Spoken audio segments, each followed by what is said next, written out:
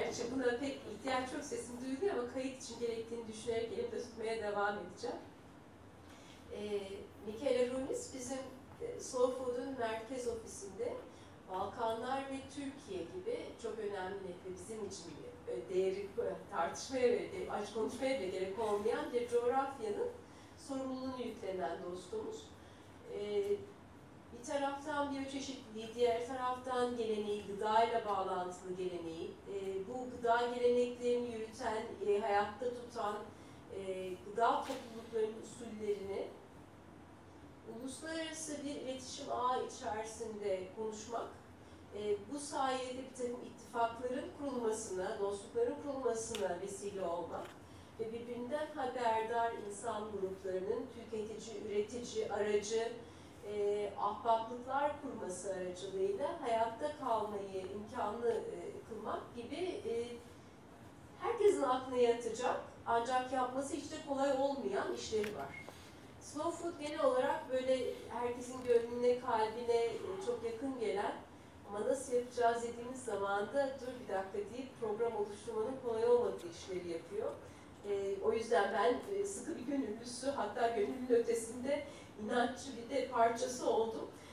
Bugün umut ediyorum, özellikle Presidia gibi, işte Latince ve bizim için anlamı kolay açılmayacak bir terimin ne demek olduğunu konuşacağız ve coğrafyamızın, dahilinde olduğumuz bölgenin coğrafyasının ürünlerini, endemik veya gelenekten gelen farklı ürünlerini korumak adına bu Presidia unvanını nasıl taşıyabileceğimize ilişkinde sorular sorma imkanımız olacak. Zira büyüme ekonomisi içerisinde üstümüze gelen global yapı hiçbir şeyin yerel olması izin vermediği gibi her şeyi yeknesak bir yavanlık içerisine hapsediyor. Zannediyorum bir ihtimal konuşuyor olmak bile iyi bir şey yapacak, önümüze kapı açacak. And this is it actually, I talked too much already. Floor is yours. Okay. Welcome everybody. Apologize for not speaking Turkish, it's my fault. Hopefully next time will be better. This presentation is actually about slow food, but not the whole world that slow food is, but just in a specific set of action, which is the action that we do to support small-scale traditional food production and biodiversity preservation, with a specific focus on the Balkans region and Anatolia. I will speak on behalf of Slow Food as the headquarters and our perception of things. But this is, since Slow Food is a grassroots movement and association, there are different perceptions of what should be done and different actions that are undertaken on the ground that are not included in my presentation. So just consider that the spectrum of action is wider than what you're going to see this evening. The first question that we, of course, ask ourselves is why do we care about food biodiversity? And the first reason is that, of course, it's a sort of insurance over our future. Having diversity in plants and animals allows us to find answers when we're affected by climate changes or we are attacked by parasites or diseases. The most famous case, probably most of you know it, is that back in the 19th century, at the time the potatoes that we had in Europe were just the same 20 potatoes that were first exported from the Andean region. So by the time in Ireland potatoes were affected by a disease, all the potatoes were exactly the same and they all died. Of course, it's not as easy as it is now in few words, but just for you to know that the Irish famine is actually such a threshold, it's such a dividing moment into Irish history, that when you go and study in Irish schools, history is divided into between and after the famine. Ireland used to have 8 million inhabitants, now, today, is 3. So half the population died and the other half emigrated, just because they didn't care about food biodiversity. The problem is that we haven't learned a thing from history, of course, and according to FAO now, 75%, so 3/4 of the edible plant diversity is lost, and in the US, this figure raised to 95%. Funny as it is, in the UK, in the whole UK, there is more biodiversity in cities than in rural areas. I say it again, there is more diversity in plants and animals in the cities than in the rural areas in the whole UK. This is why many scholars call this period as the sixth max extinction, considering the fifth as the one who led the disappearance of dinosaurs. This is why Slow Food care about food biodiversity, and this is why, since also the last Congress, we asked to our members worldwide to contribute concretely to map and safeguard food biodiversity worldwide. Of course, we have a specific understanding of what food diversity is about. Because for us, what makes food diversity is also local knowledge. Local knowledge contributes a lot in defining diversity, because it's what gave life to thousands of varieties and breeds, which are linked and express the territories they belong to. Think about the European landscape. It has been shaped for thousands of years by a human being. If the human left a certain valley or certain mountain areas, also the effect on the diversity that we find there would be enormous. We believe at Slow Food that we not only have to look at the varieties and species that are threatened, but also to the processed products. Because most of the time, good processed products have on their back excellent raw materials, which often have lead to unique species or varieties. So this is why when we look at food biodiversity, we include also specific processed products, such as alpine cheeses, or such preserves, or certain cured meat. Most important is that supporting traditional food products is not just about preserving food biodiversity. Why? Because focusing on local small-scale farmers implies many things. I was recently in Palestine, and Palestinians, although they are fighting a lot against the Israelis, they eat 80% of their ingredients, they're coming straight from the Israeli production. So they are more occupied from a food perspective than on a land perspective. And fighting to eat local products from small-scale farmers who do products in a traditional way is what ensures people food diversity, food sovereignty.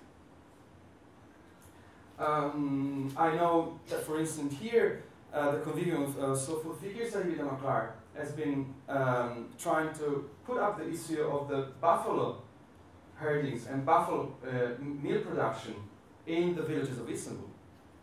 The moment you lose this production, the moment you forget about it, you're less sovereign in your food choices. Of course, knowing about what is the local small-scale production is about having a better knowledge and control over what we eat.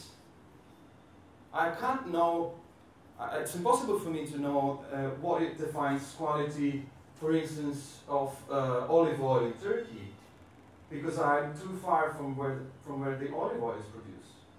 But in Italy, I can take a walk and go directly with my eyes to see how the olive oil is produced.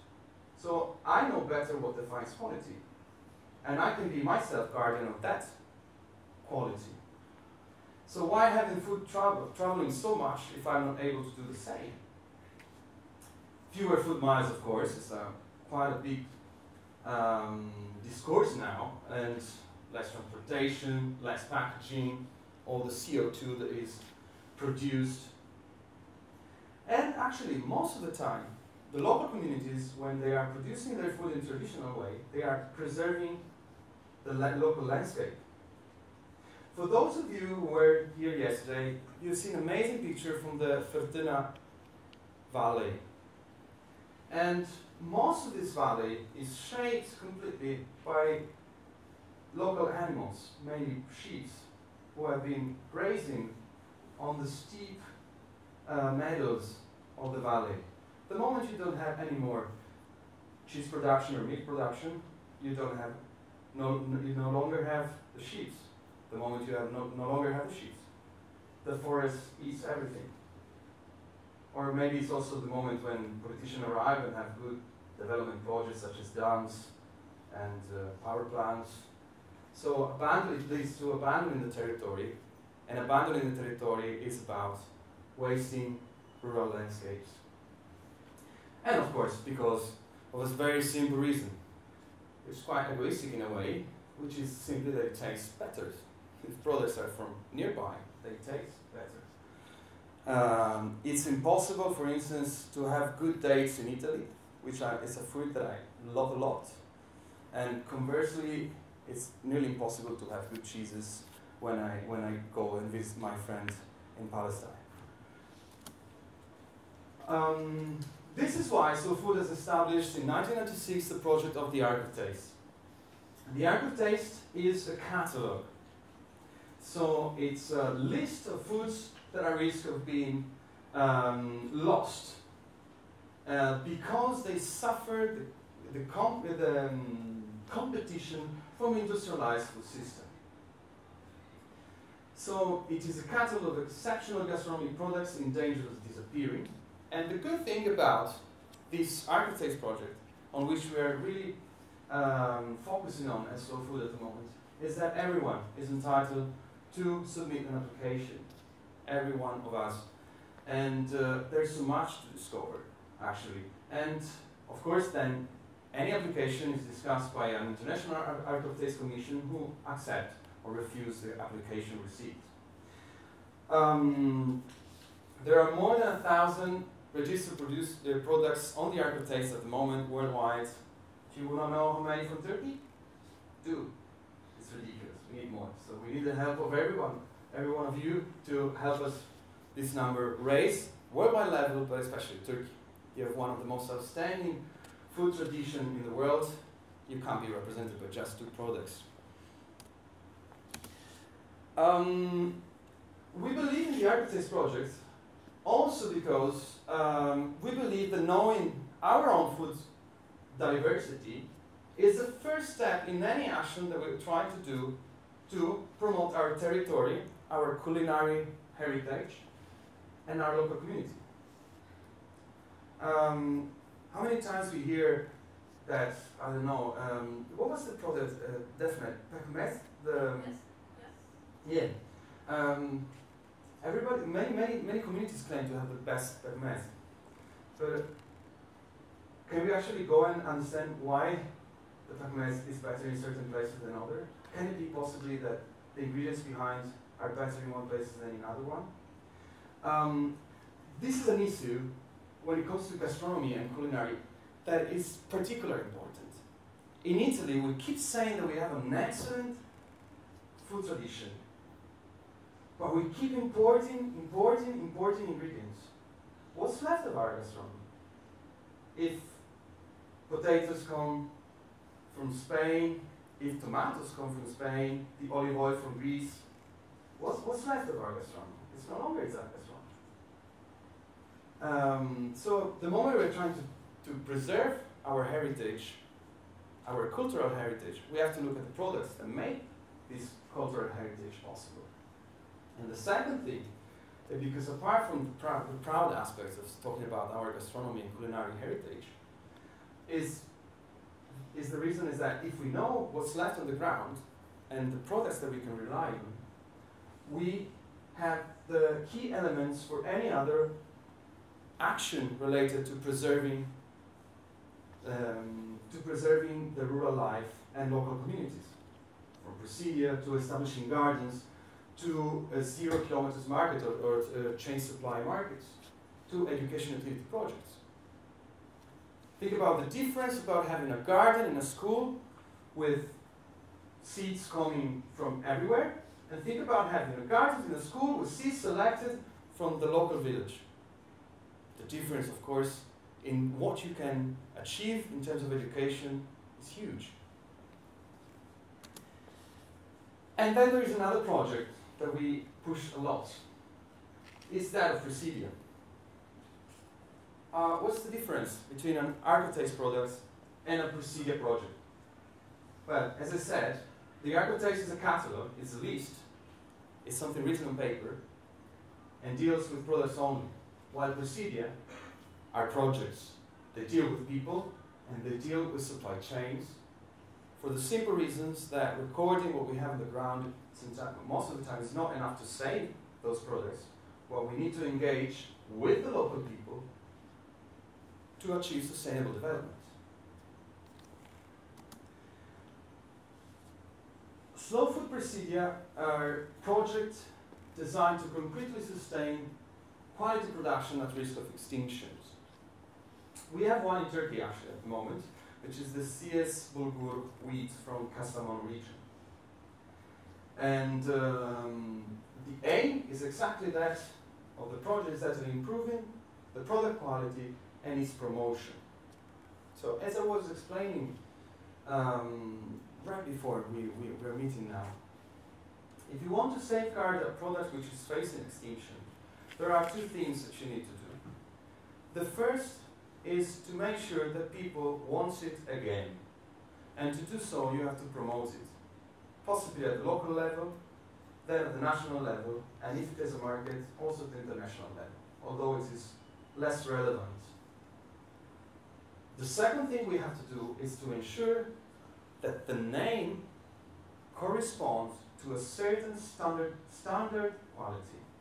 This is not to say that production should be all the same, but it's to say that when I find that product, I know I will get a certain quality. Let's take, for instance, a product from, not from Italy, otherwise I get, well. Let's talk about French wine.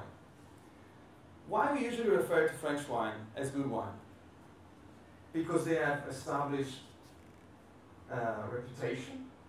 And why is their reputation established? Because more or less, if you buy a bottle of French wine, it's going to be a decent wine. Conversely, maybe other countries, such as Spain, are not renewed for their wine production because one bottle may be very good and the other one, God knows. So establishing quality and recognized quality among consumers implies a lot of work with producers in trying to define a protocol of production, which is then respected on the ground, which ensures a certain standard quality. It's the key mantra for a good Presidium. If we apply this to the context of Anatolia or the Balkans, usually it entails teaching people and helping people to transform their products from homemade to artisan. It looks easy, it's incredibly difficult. It means basically building small entrepreneurs out of farmers and breeders. It's a long process, but there's a good news. Presidia projects starts and never end. They are independently financed through the support that we receive from our members. So if it takes 6 years to get them to a certain threshold, it's okay. If it takes them 8, it's okay as well. If it takes 20, maybe not. But I mean, we are not running into those 100,000 euros project to change the life of a valley. We try to develop slowly and building local capacities to be their leaders for change. Today there are more than 400 Presidia worldwide with over 10,000 farmers involved, so we were able to build quite a movement. And the reason why we do this is because traditional varieties, breeds and techniques often constitute and unexpressed potential and can contribute to the sustainable rural communities. I think that it comes to your mind at least one example of a valley or rural areas where the population is migrating very fast. If they build a new road, it just makes faster the process of the people living in the valley or that remote rural areas. And with them we also lose tradition, which might be an engine for sustainable development. Not that it's sufficient, but it can help a lot. So, what we do, as I said before, is that we try to bring together communities of producers who are willing to collaborate together. This is not because we want to create we want to establish cooperatives or association. It's just because we want to collaborate to define what defines quality of that traditional products. And they know, not me, not anyone in Slow Food, but they are the guardians of what is quality. And the second step is that of defining our production protocols to put it black and white and establish also a system of check and balance so that producers are sure that all the others are respecting the same rules, so no one is cheating basically. This is hard, but if it works, it really changes the history of products. I'm going to come with an example later on. What does Slow Food, what we as Slow Food do concretely? We of course assist the producers. We try to bring them into fairs. We try to organize exchanges. Bring in other producers from other areas of the world, maybe who have the same problems and the same challenges that the others are facing, to try and tell their stories so they learn. We try to communicate the stories. We do so through our members worldwide. We do so through our website. We do so through our publications and through our events. And of course, we use the association networks to link producers with consumers.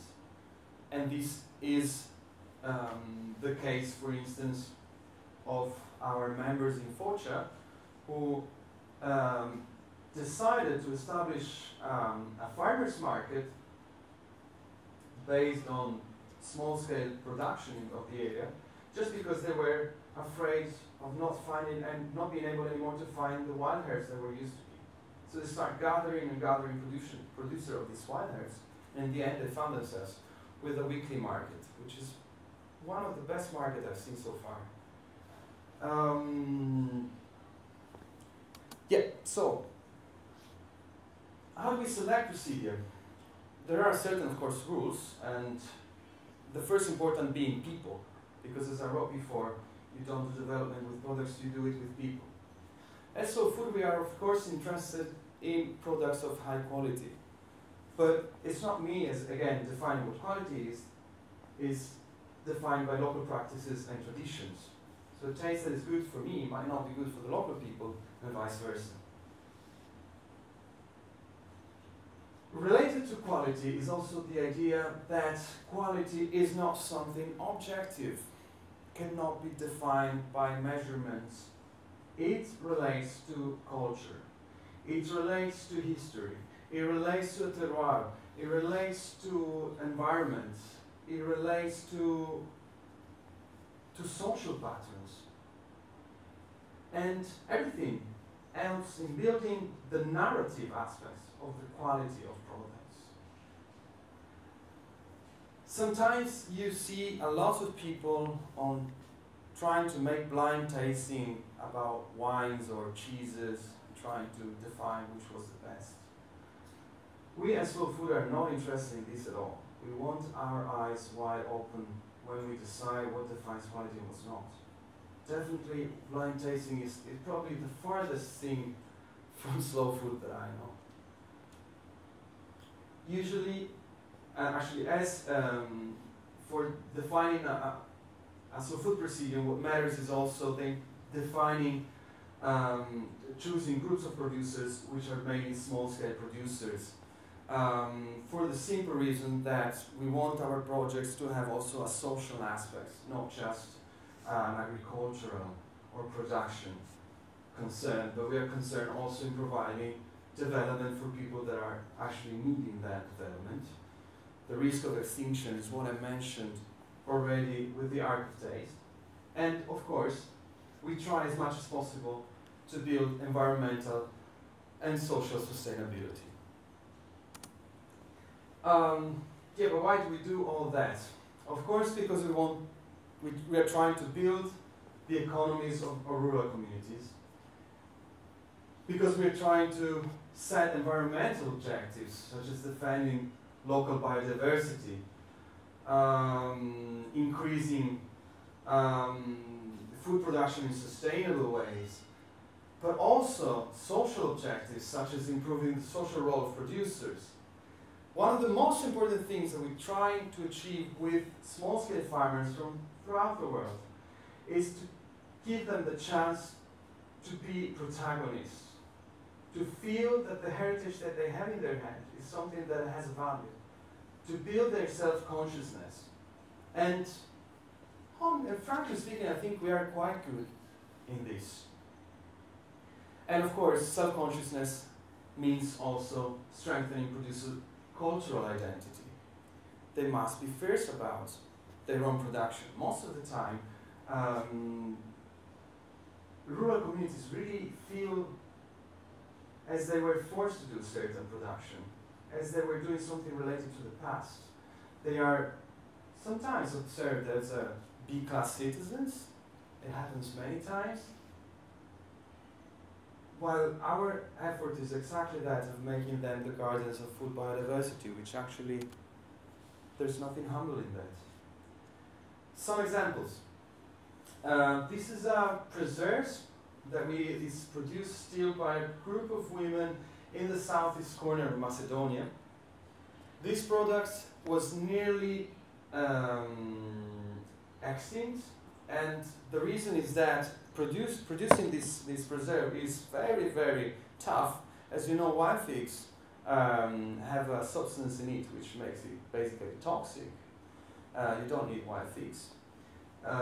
So they need to boil for 9 times to get all the toxic liquid outside, and then they made a preserves of whole fruits. In my opinion, it's one of the most outstanding and rare tastes that I have met throughout the Balkans. And what we're trying to do with them is exactly that. We have written a protocol, we're slowly renovating their furnitures, from pans to refractometers, to define exactly at what level of sugar should they add, exactly what the sugar content at the end of their production. Most important, they are traveling throughout the country, thanks to our network of members, to promote these products, which is slowly now available also into restaurants again. Before Slow Food Presidium, only industrial normal slatko was produced. I'm picking just examples from the Balkans because I know that most of them have their sort of counterpart in Anatolia. The Smiljan beans, most of the times, the rural communities have very limited access to geographical indications systems. If you take the whole Balkan region, except Greece and Croatia, there are only 2 registered products as geographical indications. One in Romania and one in Bulgaria. I can't believe that that's all these countries have to offer. Indeed, most of the times, communities don't have the tools to try and protect their products. The Smiljan beans are so famous that if you go to Sofia, you eat only Smiljan bean. But none of them, of course, come from the area of production. And this competition, which is very unfair competition, leaves the real producers of the Smiljan beans out of the main business. And what happens is that the product suffers from complete generalization of the name and expropriations sometimes of the name too. We at Slow Food, in this case, are exactly trying to build a sort of geographical indication or protected trademark to ensure that the people of the Upper Arda Valley, those who are living in Smiljan and producing the real Smiljan beans, which of course is much better than the average Smiljan bean you find on the market, receive a fair price for their production. And the final product that I wanted to show you as a Presidium project is that of the Brinza de Borduf, which is a Romanian cheese produced in Transylvania. It's a peculiar cheese, but I'm not going to get too much into the details of production. What I wanted to show you is that sometimes products disappear not just because their name disappears, but products disappear because they turn into something completely different from what it used to be. This way of preserving the cheeses, so in cooked part, derives from the needs of the breeders in the alpine areas to store their cheeses while they were up in the mountains and then bring it down only once. This is the same reasons why so many cheese in the sack developed in the Balkans. Transhumances were enormous. Now, many producers do it in the lowlands and actually in the highlands of Transylvania, but very few are still doing the transhumances. But I can assure you that this product has nothing to do with the one that you find produced down in the valley. It tastes better because what the animals are able to graze in is much better. It's much richer. Their milk tastes better and yields better. And the final product is really not comparable. So again, I showed 3 examples to try and understand how what I showed you apply to the context of the Balkans and Anatolia. These 2 regions, in a way, share common, unique food traditions and similar socioeconomic tradition. Take these words in a gentle way, please. I know that this situation is different from Bulgaria to Turkey or from Serbia to Romania. But still, in many cases, we find remote rural communities which have no resources and they simply emigrate. The growth that Istanbul had in recent years is also the growth that other cities in the regions experienced. The most dramatic example is that of Bulgaria.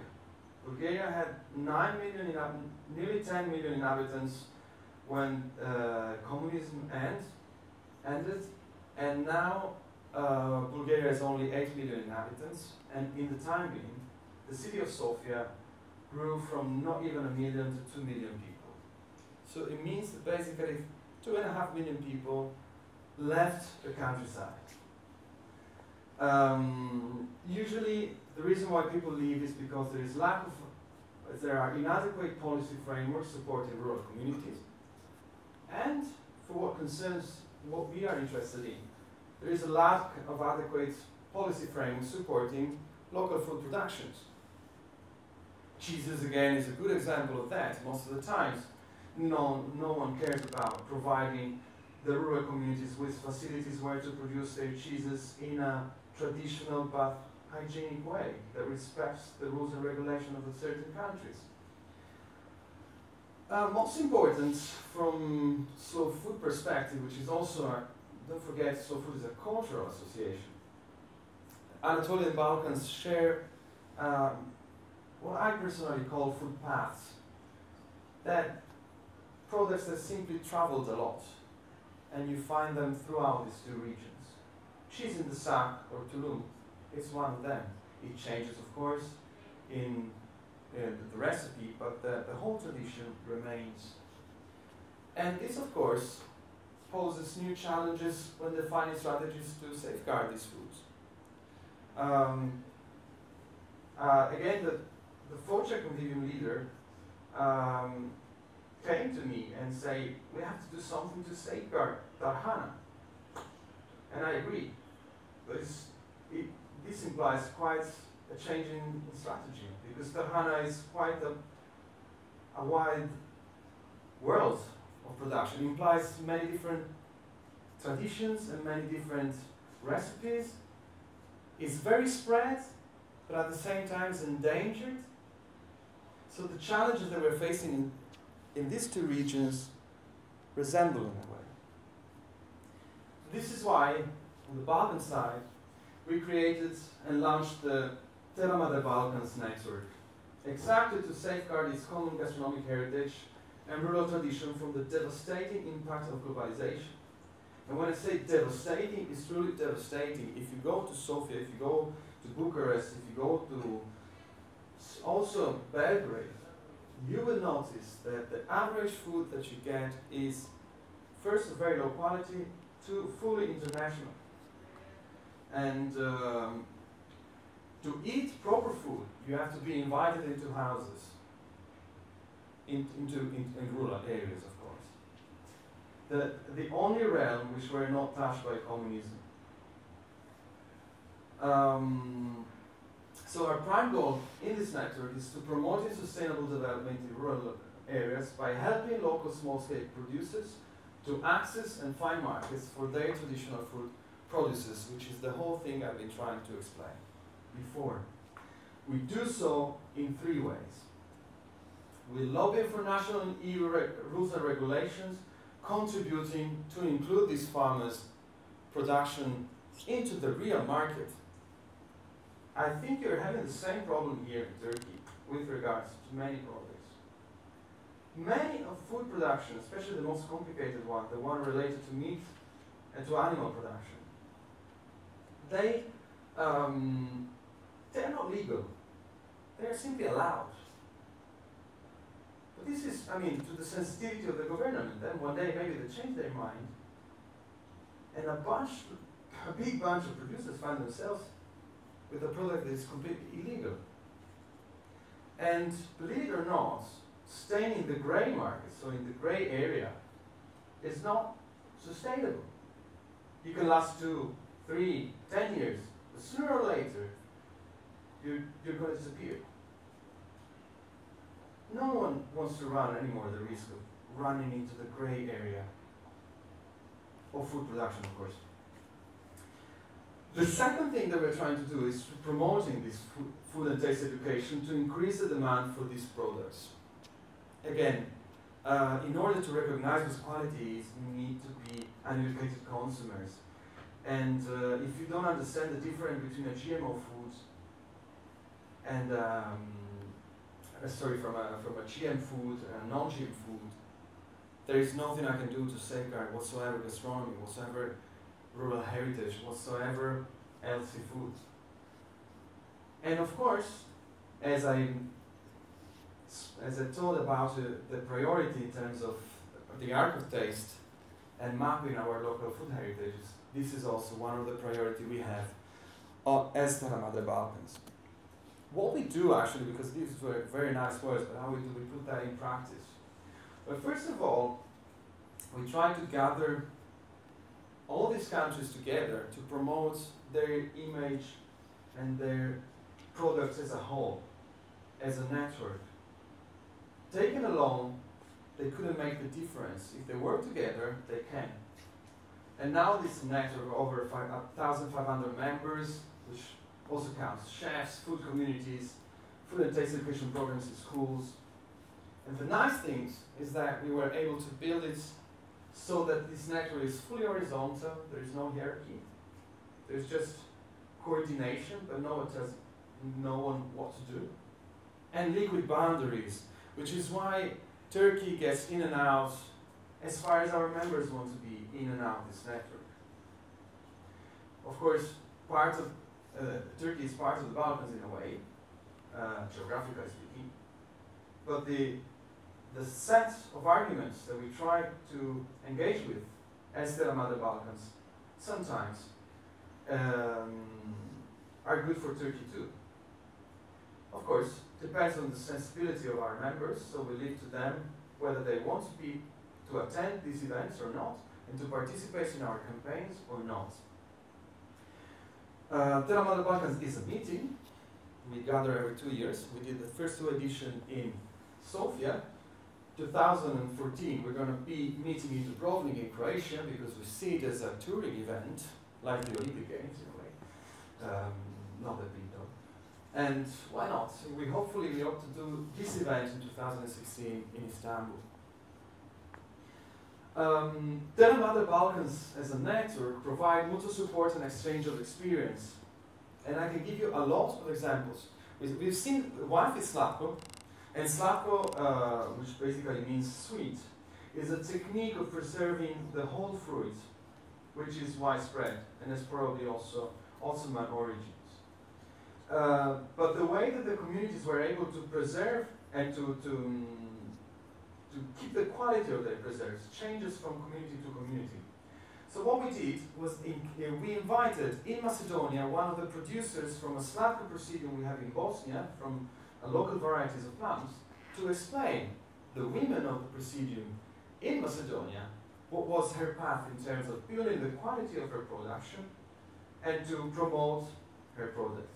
So it was again producer to producer sort of training, which turns incredibly useful, especially because I'm an urban dweller. My hands are not that of an agricultural farmer, and when I go and visit farmers and try to tell them what they should do, most of the time they rightly laugh at me.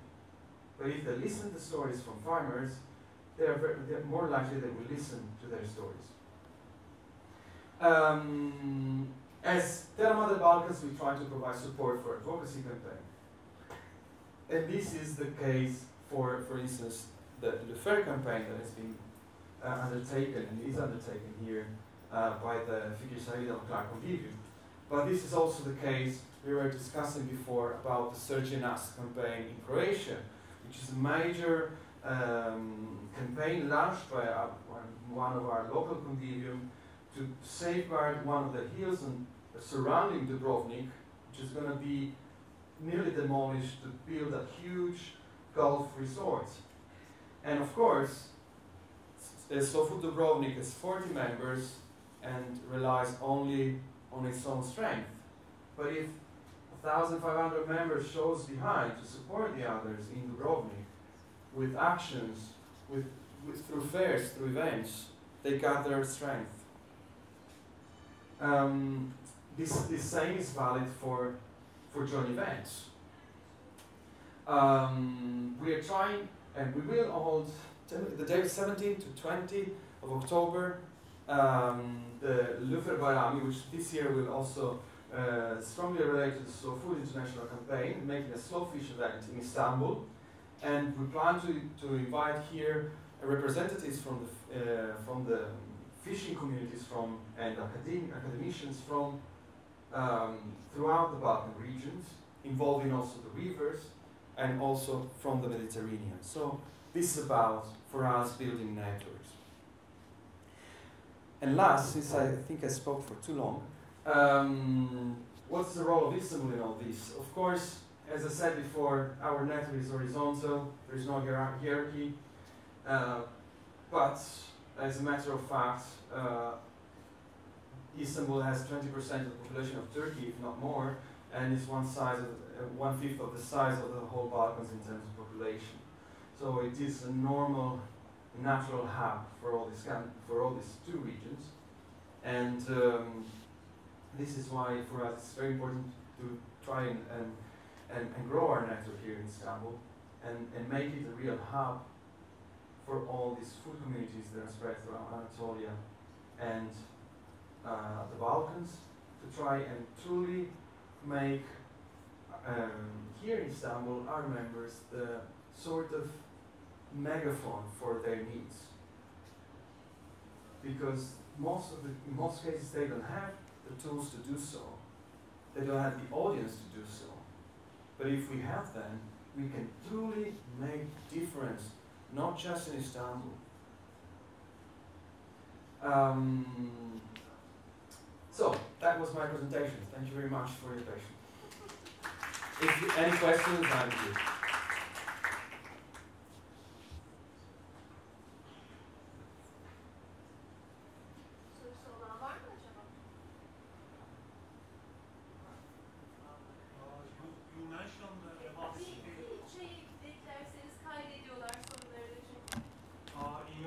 You mentioned a city called Kastamonu in Turkey. Yes. Can you give examples, such cities in Turkey? Do you know any examples? Yeah, I mentioned Kastamonu because under the suggestion of our members in Turkey, specifically in this case, those of Fikir Sahibi Damaklar, Convivium, we tried to identify a first presidium to work over. And they came about with the idea of working with on the CS wheat, which is one of the oldest wheat, probably the oldest wheat varieties, and relates also to a true gastronomic heritage which belongs to the region. And we want to make a symbol out of this for Turkey to remember and beware of the richness of this cultural tradition, of how far does it goes back. And so to also have a symbol when it will be about building a campaign on against the genetically modified organisms. We are currently working with, if I'm not wrong, a couple of producers trying to promote their productions, and possibly what we will try to do in the foreseeable future is also trying to build a network of chefs who can support the production of such ancient variety foods. This is just an idea at the moment. What we have done so far is developing the protocol of production, which is currently being translated into Turkish and delivered to the producers for their own comments. And what we're trying to do is, of course, that of promoting it, and we did so at Salon de Gusto, and we did so in a couple of events that we had in Turkey.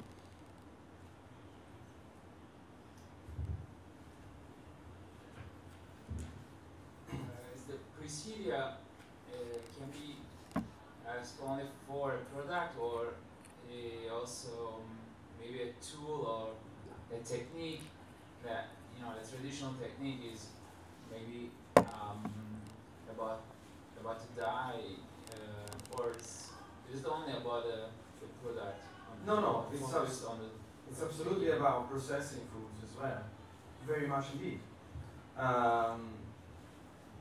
Again, as I said before, for us, food diversity implies also the importance of processed food. And because most of the time processed foods are at the very top of the food culture of given communities. Well, if Parmigiano Reggiano was endangered, I would do my best to save it. But there's nothing behind it. Parmigiano Reggiano is just a technique. It's not a breed.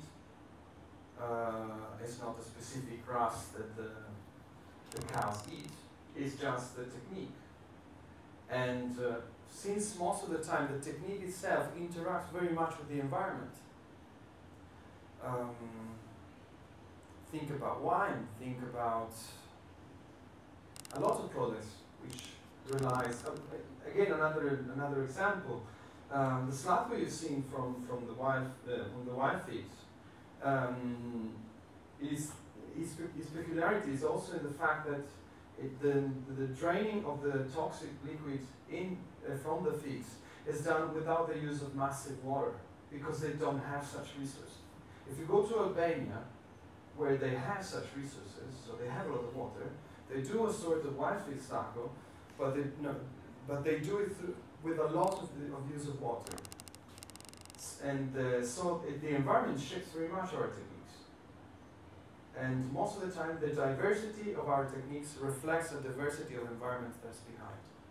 And by protecting that specific technique, very likely we also protect the environment, or the environment meant as a whole.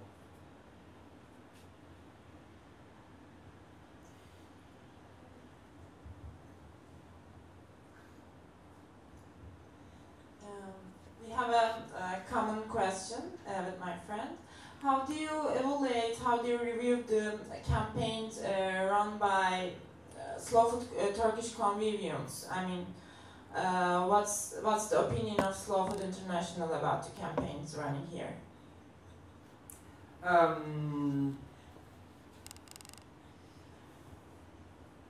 Well, as far as I know, you have a big campaign running in Istanbul, which is that on the loofah fish, which I think, and not just me, many think that it's one of the best that has been run in recent years in the Mediterranean.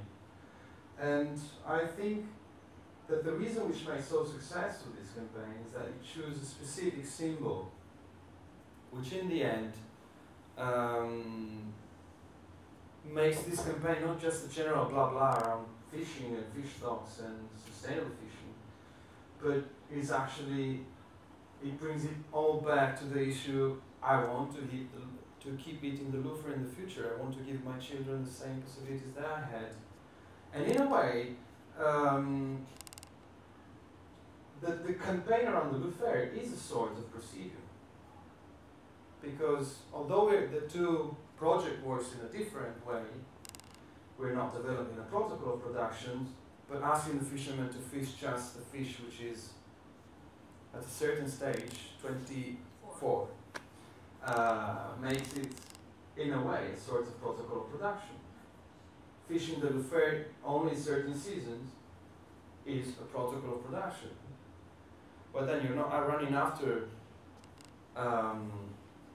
producers and fishermen trying to get them sign the protocol, but you go around and measure the fishes, and that's how you control them. So, and the outcomes is again quite the same. So in a way, the loofah campaign can be considered as sort of procedure in a way also. So it's why everyone is looking at this campaign, because it proved very effective. Yeah. So I'm very happy about the campaigns that have been run in Turkey. That was not a fair question.